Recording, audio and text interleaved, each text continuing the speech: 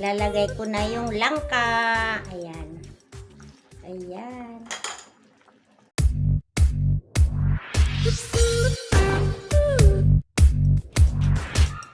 Hello mga kalola!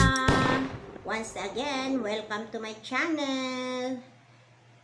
Ngayong araw ay magluluto tayo ng bilo-bilo, yung ginataang bilo-bilo, yung ganito oh. Bilo-bilo. Kasi po ngayon po ay kaarawan ng aking lumaong ina. Kaya naisipan ko po magluto ng ginataang bilo-bilo. Halika kayo, samahan niyo ako. Tuturo ko sa inyo kung paano gumawa ng ginataang bilo-bilo. Ayan po yung minasa kong glutinous rice. Nilagyan ko siya ng tubig. Naparami yung tubig kaya naparami yung pagmasa ko sa glutinous rice.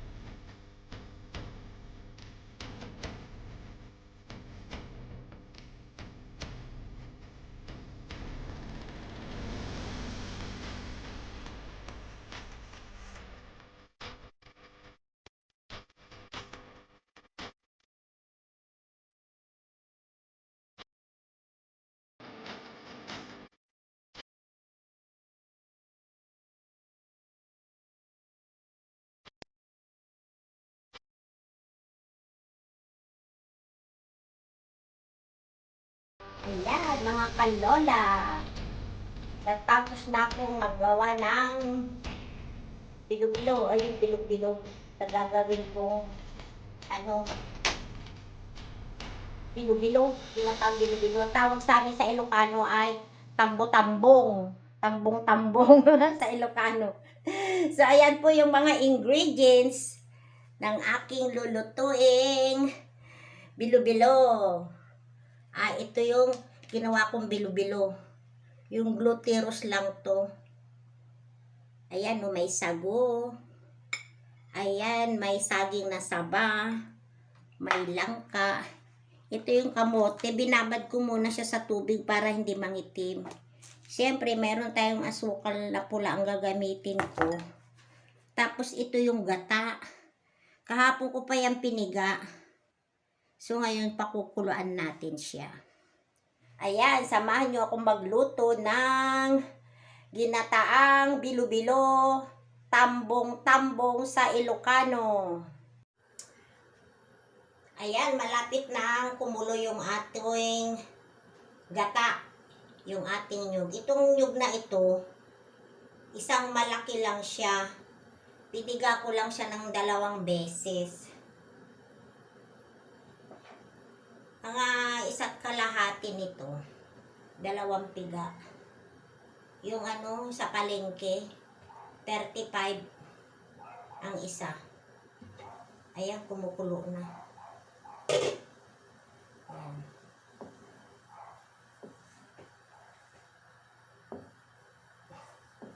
Nahan ko yung apoy. Baka bumulwak. Ayan. Lagay ko muna yung itong sago. Kasi medyo matigas pa siya. Pakuluan ko siya ng mga 3 minuto.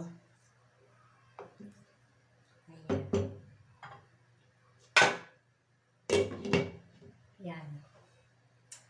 Standby lang tayo. Standby.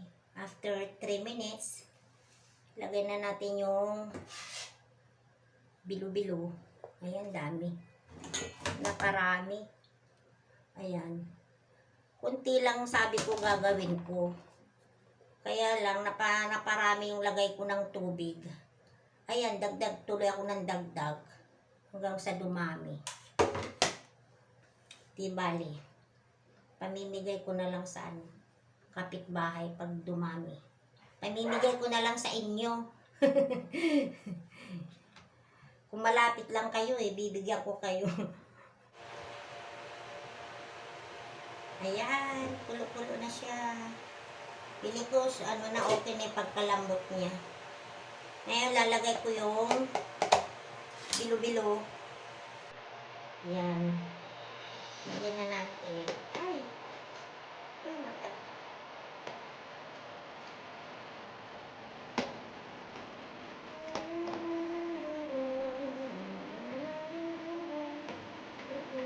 Nilagyan ko ng yung extra na gluteros para hindi magdikit-dikit. Ayan.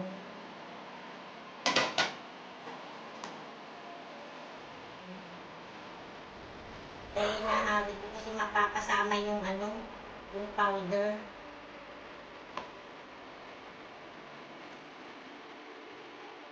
Marami. Yung gawa ko.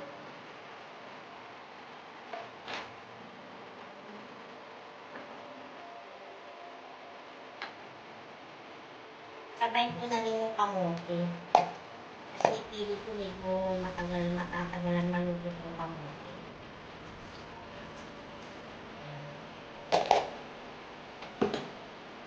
Kulit muna natin. Saka mo lalagyan ng asukal. Yan. Standby lang. Mga kalola. Bubuksan ko lang. Baka umapaw. Pabayaan ko lang siyang ganyan. Nakukulo. Baka umapaw.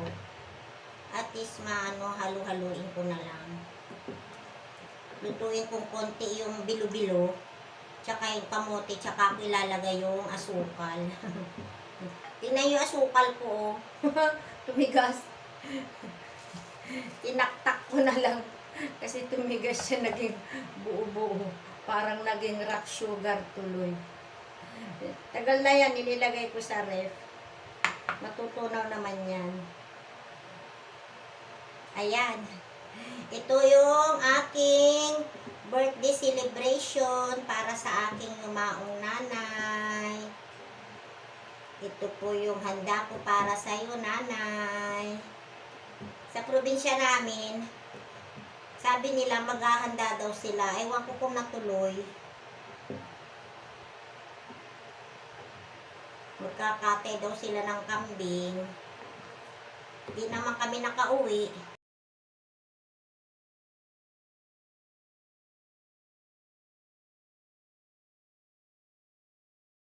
Ayan, ang sarap. Dadami to kasi lalaki yung mga bilo-bilo. Alsa sila. Gusto ko lagay yung asukal para matunaw na. Ang laki oh. Yay! Para matunaw na siya. Yan, ganyan lang. Hinaan ko lang yung apoy. Para unti-unti lang siyang maluto. Yan. Ayan. Ito, binili ko asukal noon. Gagawa sana ako ng banana cue. Hanggang ngayon, hindi naman ako nagagawa ng banana cue. Ayan, tuloy yung pang banana cue. Halo tuloy dito sa tambong-tambong ko. Ayan. Ayan lang. Ayan, stay tuned lang tayo. Feeling ko malambot na yung bilo-bilo. Tikman ko nga kung malambot na yung aking bilo-bilo.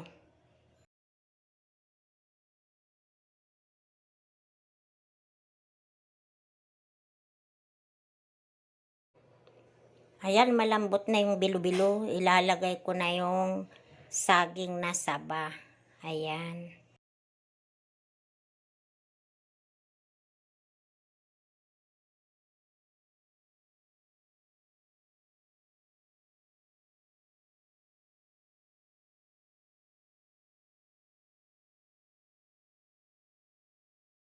Yung mga saging.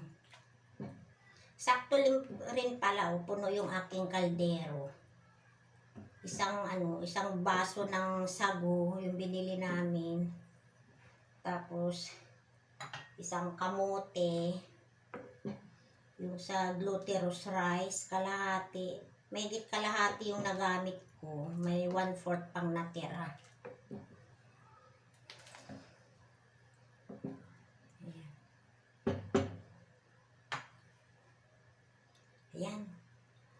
Standby lang natin. Mamaya lagyan natin yung langka. Inugasan ko yung langka, kaya ako sinala.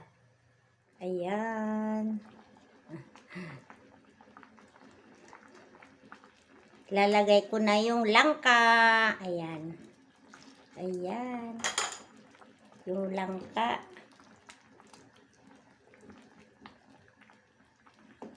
Yung langka naman prutas naman yan. Hindi na kailangan na lutuin ng matagal. At ayan, naluto na yung aking ginataang tambong-tambong. Ginataang bilo-bilo. Atin ang tikman. Sarap. Matamis. Naparami yung asukal na nilagay ko.